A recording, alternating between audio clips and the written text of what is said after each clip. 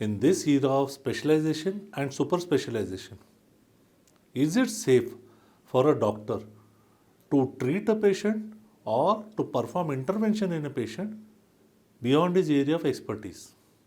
Medico-legally, it is ill-advised and illogical. In a recent judgment from the National Consumer Commission has turned this medico-legal opinion of mine on its head. In this case, a gynecologist in a tier 3 city has performed a hysterectomy successfully. Post-operation, the patient comes back to the gynecologist with history of leaking of urine. After repeated visits and no relief, the gynecologist, suspecting a vesico-vaginal fistula, refers the patient to a general surgeon. The general surgeon, after investigation, diagnoses a uterovaginal fistula, for which he performs a uteroneocystostomy successfully. This is confirmed by other urologists.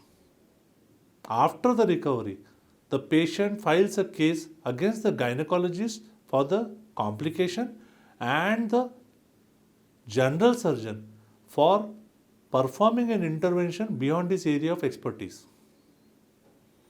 The court holds the gynecologist negligent for many other reasons, but surprisingly, the court does not hold the general surgeon negligent.